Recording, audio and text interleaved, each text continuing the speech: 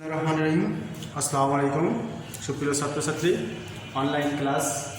আমরা আজকের যে আলোচনা আমরা করতে চাচ্ছি রসায়ন প্রথম পত্রের দ্বিতীয় অধ্যায়। আমি মোহাম্মদ আব্দুল মজিদ, প্রভাষক রসায়নবিদ্যা, নলতা আহসান রেসিডেন্সিয়াল কলেজ। আমরা ধারাবাহিকভাবে দ্বিতীয় অধ্যায়টি শেষ করব। গত আলোচনায় আমরা করেছিলাম কোয়ান্টাম সংখ্যা। তো আজকে আমরা যেটা আলোচনা করতে চাচ্ছি রসায়ন প্রথম পত্রের দ্বিতীয় অধ্যায়। আইসোটোপ, আইসোবার, আইসোটোন, রাদারফোর্ডের আলফা বিচ্ছুরণ পরীক্ষা, এনতম কক্ষের ব্যাসার্ধ নির্ণয় বা গাণিতিক কিছু সমস্যা সমাধান করবো ইনশাল্লাহ। তো আমরা প্রথমে যেটা করতে চাচ্ছি সেটা হচ্ছে যে আইসোটোপ, আইসোবার, আইসোটোন এগুলো কী আর কি, বা উদাহরণ কীভাবে আমাদের লিখতে হবে, উদাহরণ কী। তো এইটা এই তিনটি প্রকাশ করার আগে বা এই তিনটির সংজ্ঞা দেওয়ার আগে, বোঝার আগে আমাদের তিনটি জিনিস ভালো করে জানতে হবে যে আমরা পরমাণু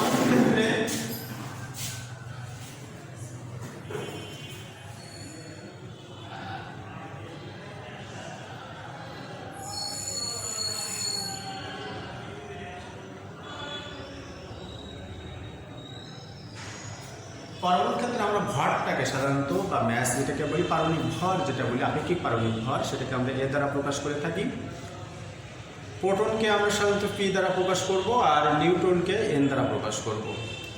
যখন আমরা যে কোনো একটা করব তখন দেখা যাচ্ছে সাপোজ আইসোটোপ যদি করি তার একটা হচ্ছে ইকুয়াল থাকবে, বাকি দুইটা থাকবে সমান থাকবে না বা আনইকুয়াল থাকবে। তাহলে একটা যদি আমাদের ইকুয়াল থাকে আর একটা হচ্ছে আর দুইটা আনইকুয়াল থাকবে। এভাবে যদি আমরা হিসাব করি তাহলে এই সংখ্যা তিনটি আমরা সহজেই দিতে পারবো। তাহলে মোট তিনটা জিনিস কিন্তু এখানে হচ্ছে ভর, পারমাণবিক ভর, প্রোটন সংখ্যা, নিউট্রন সংখ্যা। এই তিনটা জিনিসের মধ্যে সাপোজ প্রোটন সংখ্যা যদি সমান হয় তাহলে আর দুইটা হচ্ছে অসমান হবে। আবার যদি নিউট্রন সংখ্যা সমান হয় তাহলে আর দুইটা অসমান হবে, প্রোটন ভর সংখ্যা অসমান হবে। এভাবে আমাদের হিসাব করবো। আইসো কথার অর্থ হচ্ছে সমান, আইসো কথার অর্থ হচ্ছে সমান। আর আইসোটোপ, যেহেতু আইসোটোপ করতে গেলে শেষে অক্ষর আমরা প জানি, প আইসোটোপ প আছে, সেই কারণে এখানে প্রোটন সংখ্যা যে সমান হবে। প্রোটন সংখ্যা সমান যদি হয় তাহলে আমাদের আরও দুইটা কী হবে, ভিন্ন হবে। তাহলে আমরা যে কোনো আইসোটোপ বলতে পারি যে, এবং প্রোটন সংখ্যা যদি সমান হয় তাহলে অবশ্যই মৌলগুলো কী হবে, একই হতে হবে। কারণ একই মৌলের প্রোটন সংখ্যা একই হয়, ভিন্ন হয় না কখনো। যদি ভিন্ন হতে হয় তাহলে প্রোটন সংখ্যা যদি ভিন্ন হয় মৌল কিন্তু ভিন্ন হয়ে যায়। সুতরাং প্রোটন সংখ্যা সমান হওয়ার অর্থ হচ্ছে তারা একই মৌলের হবে, একই মৌলের হতে হবে। তাহলে আমরা এরকম বলতে পারি, একটা উদাহরণ আগে লিখে নিই, আইসোটোপের উদাহরণ। তাহলে আমরা প্রথমে আইসোটোপটি উদাহরণ লিখছি। সাপোজ একই মৌল অক্সিজেন,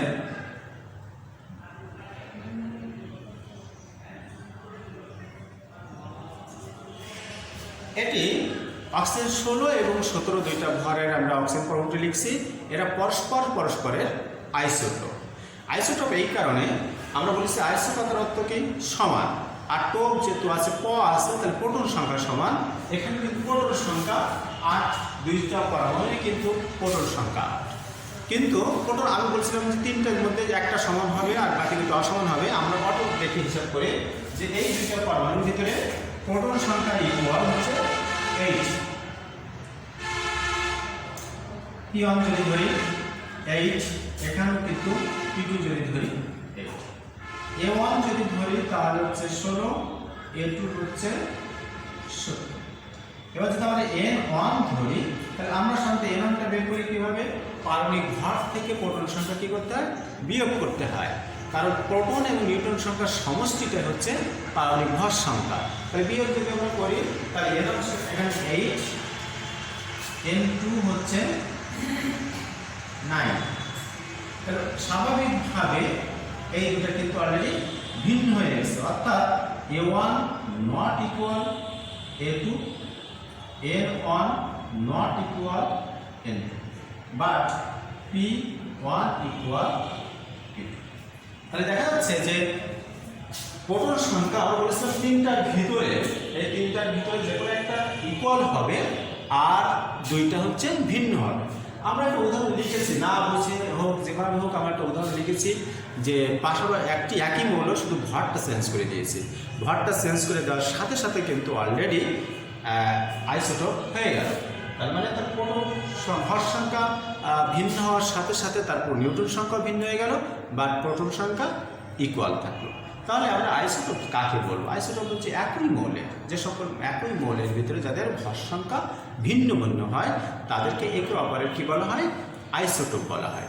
তাহলে একই মৌলের যদি ভর সংখ্যা ভিন্ন ভিন্ন হয় তাহলে একে অপরকে কী বলবো? আইসোটোপ বলা হবে। এবং আমরা উদাহরণ যে কোনোভাবে লিখতে পারি। সাপোজ আমরা যদি এরকম লিখি যে A9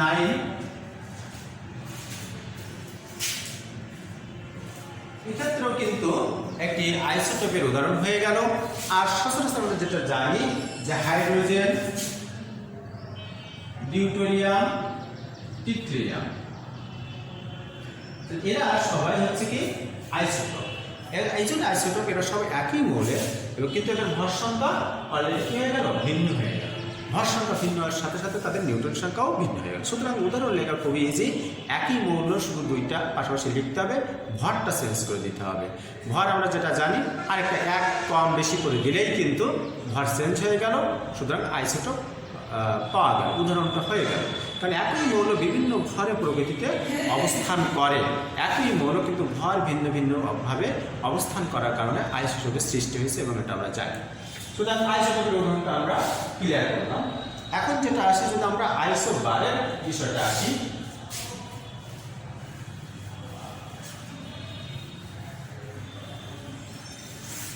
আইসোবারের ক্ষেত্রে তাহলে আইসোবারের অর্থ হচ্ছে কি?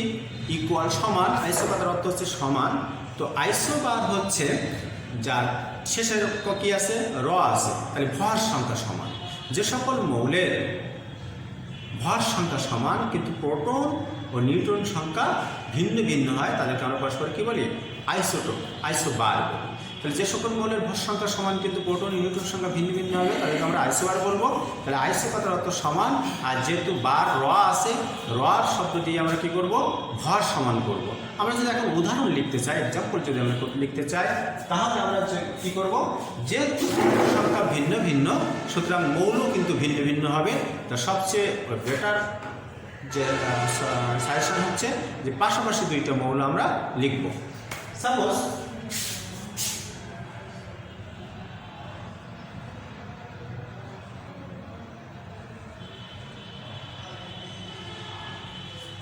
দুইটা আমরা পাশাপাশি মৌল লিখলাম। একটা হচ্ছে কপার, কপারের পারমাণবিক ভর 63, এবং জিঙ্ক যার পারমাণবিক ভর হচ্ছে 64। বাট পারমাণবিক সংখ্যা একটা হচ্ছে 29, একটা হচ্ছে 30। তাহলে প্রোটন সংখ্যা ভিন্ন ভিন্ন হয়ে গেল। তাহলে এই ক্ষেত্রে আমরা দেখি যে আসলে কি অবস্থা।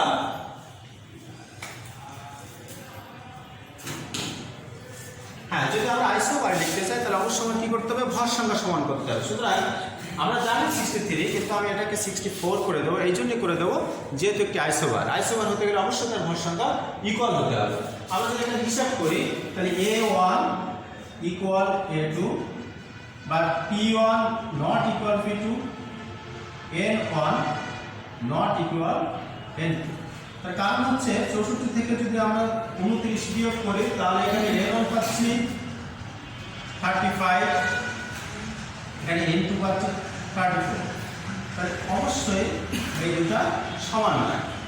তাহলে দেখা যাচ্ছে যে সকল মৌলের ভর সংখ্যা সমান কিন্তু প্রোটন সংখ্যা ও নিউট্রন সংখ্যা ভিন্ন ভিন্ন হয় তাদেরকে আমরা আইসোবার বলে থাকি। আইসোবার এর কথাটাও আমরা এভাবে মনে রাখবো যে আইসোবারের অর্থ সমান, আর ভর র আছে এই জন্য ভর সংখ্যা সমান।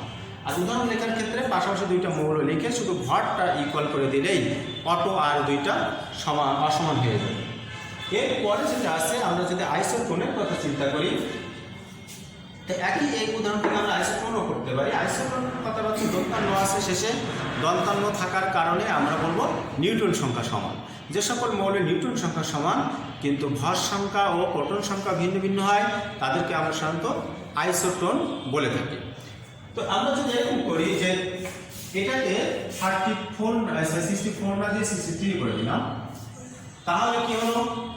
প্রোটন সংখ্যা 29, 30 ভিন্ন ভিন্ন আসলো। নিউটন সংখ্যা এখানে কি হলো? 34, 34, অর্থাৎ নিউটন সংখ্যা সমান হয়ে গেল, বাট ভর সংখ্যা ভিন্ন হয়ে গেল। তাহলে যে সকল মৌলের নিউটন সংখ্যা সমান কিন্তু ভর সংখ্যা প্রোটন সংখ্যা ভিন্ন ভিন্ন হয় তাদেরকে আমরা আইসোটোন বলে থাকি। উদাহরণ লেখা খুবই ইজি, পাশাপাশি দুইটা মৌল লিখতে হবে, শুধুমাত্র ভর সংখ্যা চেঞ্জ করে দিতে হবে। ভর সংখ্যা চেঞ্জ করার কারণে আমাদের উদাহরণটি কমপ্লিট হয়ে যাবে। শুনুন, তো এই আমরা দেখলাম যে আইসোবার, আইসোটোপ, আইসোটোন। তাহলে মনে রাখার সহজ অর্থ হচ্ছে, সহজ সিস্টেম হচ্ছে আইসোবার অর্থ সমান, সমান থাকার কারণে আইসোটোপ যেহেতু প্রোটন সংখ্যা সমান, দৈত্যান্ন নিউটন সংখ্যা সমান, এরপরে ভর তাহলে ভর সংখ্যা সমান। এভাবে আমরা সাধারণত মনে রাখতে পারি। এরপর যেটা আলোচনা আমরা করতে চাচ্ছি সেটা হচ্ছে রাদারফোর্ডের আলফা কণা পরীক্ষা, একটি বা নিউক্লিয়াস আবিষ্কারের পরীক্ষা। রাদারফোর্ডের আলফা কণা পরীক্ষা বা নিউক্লিয়াস আবিষ্কারের পরীক্ষা।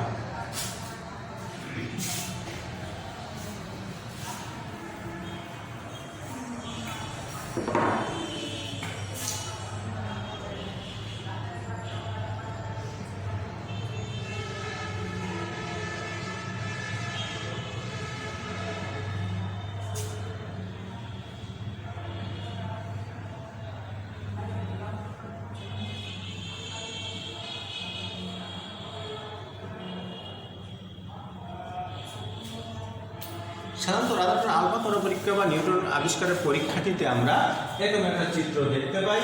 এই চিত্র থেকে আমরা একটা ব্যাখ্যা করতে পারি যে তিনি কি করেছিলেন আসলে। তো আগে আমরা দেখি যে আলফা কণা বলতে আমরা কি বুঝি। আলফা কণা বলতে আমরা যে জিনিসটা বুঝি যে হিলিয়াম যে পরমাণু থাকে, হিলিয়ামের জানি আমরা পারমাণবিক সংখ্যা 2 এবং ভর সংখ্যা 4, এবং পারমাণবিক সংখ্যা 2টি থাকার কারণে একটি নিরপেক্ষ পরমাণুতে একটি নিষ্ক্রিয় গ্যাস, এতে 2টি ইলেকট্রন থাকে। কোনো কারণে যদি আমরা সেই 2টি ইলেকট্রন সরিয়ে নেওয়ার পরে যে ধনাত্মক চার্জধর্মী যে আয়নটি তৈরি হয় তাকে আমরা সাধারণত আলফা কণা বলি। তাহলে আলফা কণা বলতে আমরা যেটা বুঝি সেটা হচ্ছে যে He2+8, এটি মূলত হচ্ছে আলফা কণা। আলফা কণা যেটা বলতে বুঝবো যে হিলিয়াম পরমাণু থেকে 2টি ইলেকট্রন সরে যাওয়ার পরে যে ধনাত্মক চার্জধর্মী যে আয়নটি তৈরি হয় সেটি মূলত আলফা কণা। তো রাদারফোর্ড যে কাজটা করেছিলেন যে একটি সোনার পাত নিয়েছিলেন 0.0004 সেন্টিমিটার ঘনত্বের বা পুরুত্বের একটি সোনার পাত তিনি নিয়েছিলেন, এবং তার ভিতর দিয়ে উচ্চ গতিসম্পন্ন আলফা কণা তিনি চালনা করেছিলেন। এবং সোনার পাত্রের পিছন দিকে তিনি একটি জিঙ্ক সালফাইডের আস্তরণযুক্ত পর্দা তিনি স্থাপন করেছিলেন। তিনি স্থাপন করার পরে তিনি যে লক্ষ্যটা করেছিলেন সেটি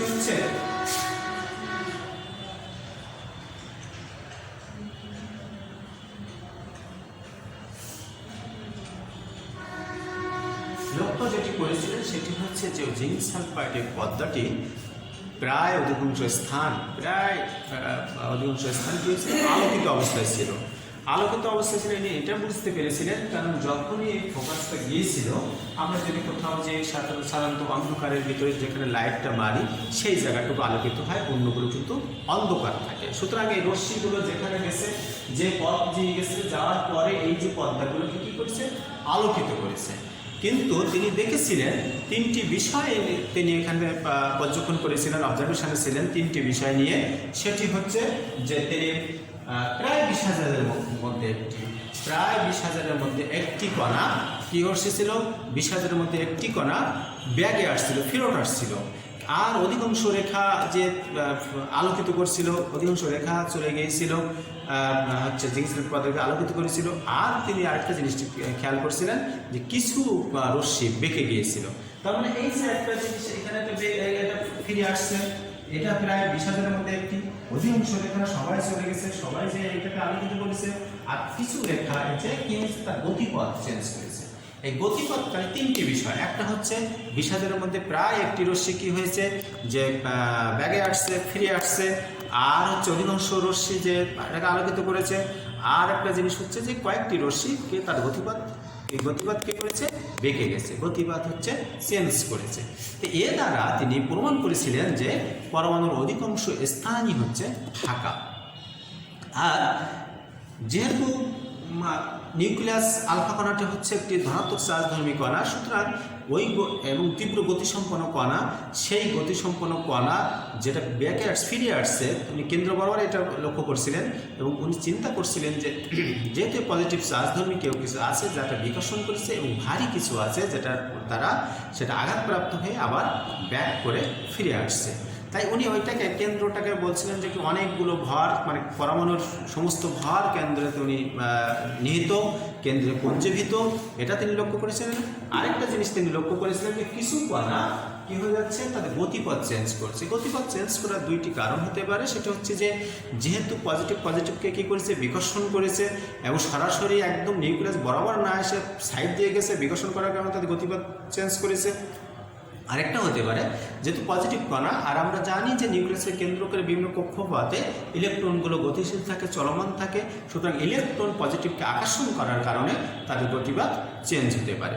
তো তিনি ঠিক 3টি অবজারভেশন মূলত দেখেছিলেন, যে বলছিলেন যে পরমাণুর অধিকাংশ স্থানে ফাঁকা এবং কেন্দ্র খুব অল্প জায়গা, ছোট জায়গায় হচ্ছে পজিটিভ চার্জধর্মী আছে এবং খুব ভারী কিছু আছে, আর অল্প রেখা বেঁকে যাওয়ার কারণে তিনি বলছিলেন যে পরিধি বরাবর বা বিভিন্ন কক্ষপথ বরাবর এগুলো কী করে, ইলেকট্রন নেগেটিভ চার্জধর্মী কোনো কিছু কী করে অবস্থান করছে। তো এভাবে তিনি রাদারফোর্ড আলফা কণা বিচ্ছিন্ন পরীক্ষাটি করে এবং পরমাণু আবিষ্কারের ক্ষেত্রে একটি যুগান্তকারী পদক্ষেপ হিসেবে এটাকে আমরা ধরি আর কি। তো এর পরবর্তীতে আমাদের এখানে কিছু সীমাবদ্ধতা আছে। রাদারফোর্ড আলফা কণার কিছু পরিমাণের সীমাবদ্ধতা আছে, খুব ইজি, এটা আমরা 9ম শ্রেণীতে পড়েছি, সে কারণে আমরা একটা আলোচনায় যাচ্ছি না। বোর পরমাণু মডেলের সীমাবদ্ধতা এটাও আছে, এই জন্য আমরা আলোচনায় যাচ্ছি না। তো এর পরবর্তী আমরা আলোচনা যেটা করতে চাচ্ছি সেটা হচ্ছে যে পরমাণু n-তম কক্ষের ব্যাসার্ধ, n-তম কক্ষের ব্যাসার্ধ নির্ণয়, এটা নিয়ে আমরা আলোচনা করতে চাচ্ছি। পরমাণু n-তম কক্ষ বলতে আমরা যেটা বুঝি, আমরা যেহেতু কোয়ান্টাম সংখ্যা দেখিয়েছি গত ক্লাসে, প্রধান কক্ষপথগুলিকে, একটা পরমাণুর প্রধান যে কক্ষপথগুলি থাকে সেই কক্ষপথগুলিকে আমরা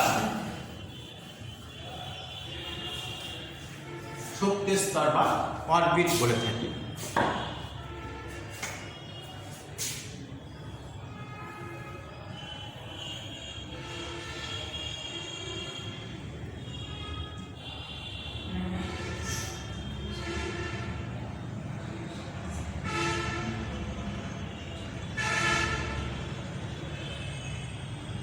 এখানে আমরা সাধারণত 3টি অরবিট বা 3টি শক্তি স্তর রেখেছি।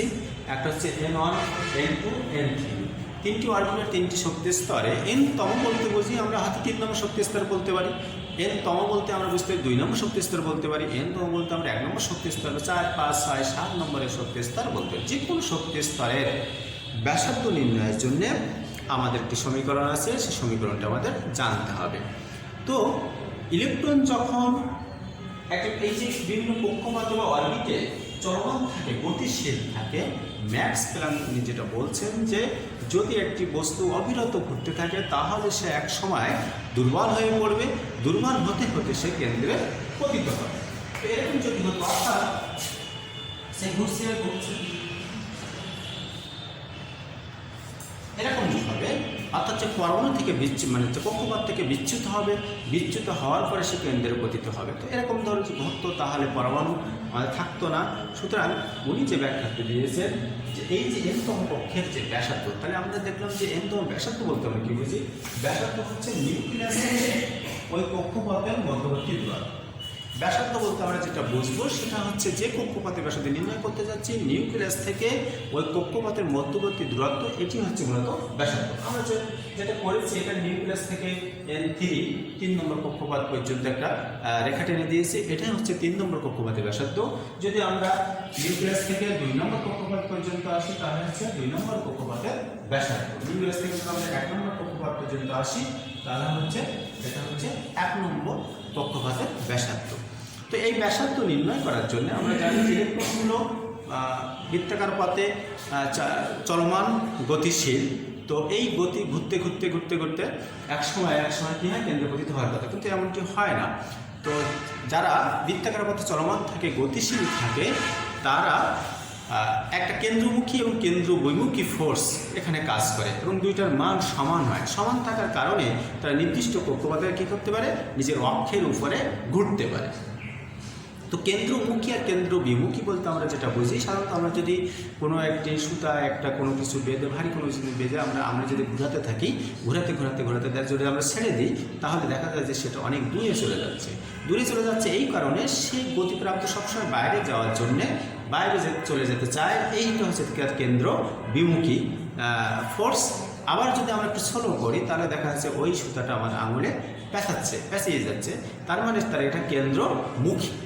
তো কেন্দ্র বিমুখী এবং কেন্দ্রমুখী এই দুইটা ফোর্স যখন ইকুয়াল হয়, সমান হয়, তখন ওরা নির্দিষ্ট কক্ষপথে ঘুরতে থাকে। তো এখানে আমরা যেটা দেখি সেটা হচ্ছে যে আকর্ষণ বল, বিশেষ করে যদি একটি মৌলের পারমাণবিক সংখ্যা জেড হয় এবং কোনো আমরা যদি ওই প্রোটনের চার্জ ই হয়, তাহলে প্রোটনের চার্জ যদি ই হয় এবং পারমাণবিক সংখ্যা যদি জেড হয়, তাহলে কুলম্বের সূত্র অনুসারে আমরা কেন্দ্রমুখী বলের F ইকুয়াল যেটা পাই Z E into E divided by R square.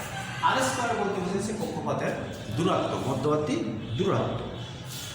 কুলম্বের সূত্র অনুসারে আমরা যেটা পেয়ে থাকি সেটা হচ্ছে কেন্দ্রমুখী বলের জন্য force Z E into E divided by R square, অর্থাৎ জেড ই স্কয়ার। এটা হচ্ছে কেন্দ্রমুখী বল।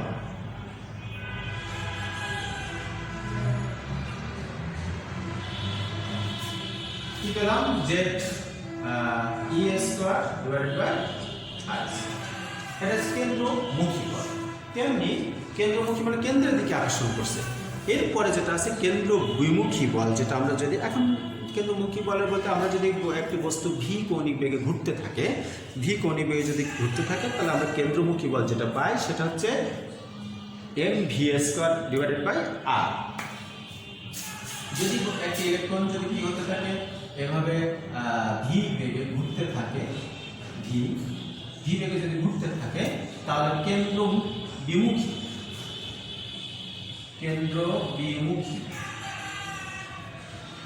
বল ইকুয়াল পাই M V square divided by R. কেন্দ্রমুখী বল এটাও এফ, দুইটাই ফোর্স। সো আমরা কেন্দ্রমুখী বল যেটা পেয়েছি M V square by R, আর কেন্দ্র বিমুখী বল M V square divided by R, এবং কেন্দ্রমুখী বল হচ্ছে Z B square divided by R square. তো যখন একটি বৃত্তার কক্ষপথে যদি ইলেকট্রন ঘুরতে থাকে, তাহলে দুইটা ফোর্স কি হয়, ইকুয়াল হয়। সেক্ষেত্রে আমরা লিখতে পারি Z B square divided by R square equal to M V square divided by R. এটা আমরা লিখতে পারি। তো এখান থেকে যদি আমরা ভি স্কয়ার বের করতে চাই, তাহলে ভি স্কয়ার সমান কি হবে,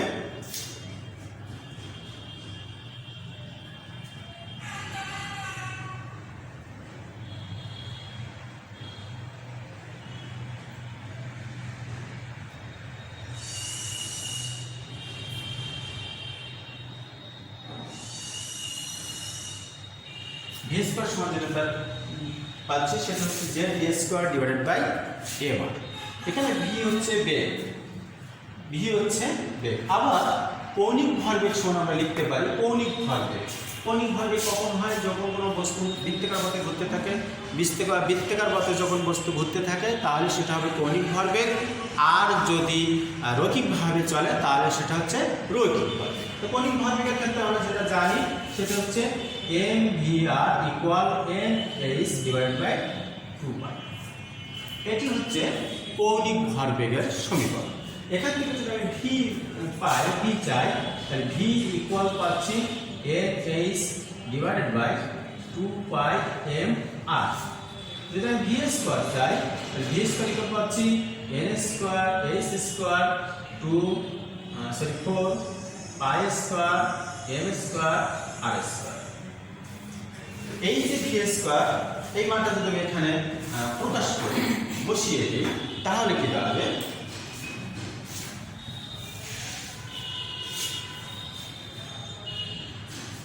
তাহলে এই সমীকরণে যদি ভি স্কয়ার সমান লিখি, তাহলে আমরা লিখতে পারবো Z E square divided by M R equal to n square s square 4 square m square r। তাহলে এটাতে m একটা চলে যাবে আর একটা চলে যায়, তাহলে পাই কি z e square equal to n square s square divided by 4 square m r। এখন যদি শুধু r ইকুয়াল বের করতে চাই তাহলে r সমান যেটা হবে, আমরা জানি যে এটার সঙ্গে এটা বজ্রগুণ n square s square divided by 4 square m z e square. এটি হচ্ছে r এর মান। তাহলে r সমান n square s square 4 square m z e square, এটি হচ্ছে r এর। এটা হচ্ছে ব্যাসার্ধ আর এটা হচ্ছে r এর মান, ব্যাসার্ধ অর্থাৎ r এর তম কক্ষের ব্যাসার্ধ। তো এইখানে আমরা একটা বিষয় তাহলে এটি হচ্ছে r এর তম কক্ষের ব্যাসার্ধের একটা ইকুয়েশন সমীকরণ। এইখানে h থেকে h হচ্ছে প্ল্যাঙ্ক কনস্ট্যান্ট, প্ল্যাঙ্ক কনস্ট্যান্ট বা ধ্রুবক, প্ল্যাঙ্কের ধ্রুবক যেটির মান বিভিন্ন ভ্যারি করে, সেটি হচ্ছে 6.606 ইন্টু 10⁻⁻34 যদি জুল এককে হয়, আর যদি আর এককে হয় তাহলে 27। n এর মান তো কক্ষপথ সংখ্যা হবে, 4 একটি ধ্রুবক সংখ্যা কনস্ট্যান্ট সংখ্যা, পাই ঠিক তাই, m ও হচ্ছে পরমাণুর ভর, z হচ্ছে আবার পারমাণবিক সংখ্যা, এটা কনস্ট্যান্ট না, ই যেটা চার্জ এটিও একটি আবার কনস্ট্যান্ট মান।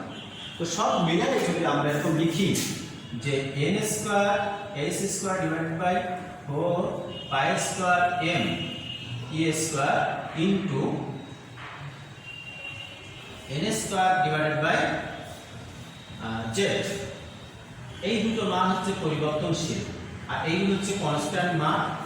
এগুলোর হিসাব নিকাশ করলে যেটা পাওয়া যায়, যদি আমরা কমপ্লিটলি হিসাব নিকাশ করে কমপ্লিট করি তাহলে যেটা আমরা পাই সেটি হচ্ছে 0.527 into 10⁻⁻10 metre into n square divided by z। সুতরাং এই মানটা যদি আমরা মুখস্থ রাখতে পারি, এই মানটা যদি আমরা সহজে মুখস্থ রাখতে পারি তাহলে আমাদের অঙ্ক করার ক্ষেত্রে বা এমসিকিউর ক্ষেত্রে সহজে আমরা আনসার করতে পারি। শুধুমাত্র যদি তৃতীয় কক্ষপথ বলে তাহলে এখানে n এর মান 3 বসাই দিলে হয়ে যাবে, যদি 2 নম্বর কক্ষপথ বলে এখানে n এর মান 2 বসিয়ে দিলে হবে, এবং হাইড্রোজেনের ক্ষেত্রে যদি বলে z এর মান 1, সোডিয়ামের ক্ষেত্রে যদি বলে তাহলে z = 11। এভাবে যদি আমরা মানগুলো বসিয়ে দেই তাহলে আমরা সহজেই পারমাণবিক ব্যাসার্ধ নির্ণয় করতে পারব। তো আজকে আমরা এ পর্যন্তই রাখছি, গাণিতিক সমস্যাগুলি ইনশাআল্লাহ আগামী ক্লাসে দেখাবো। সকলকে ধন্যবাদ জানিয়ে শেষ করছি। আল্লাহ হাফেজ।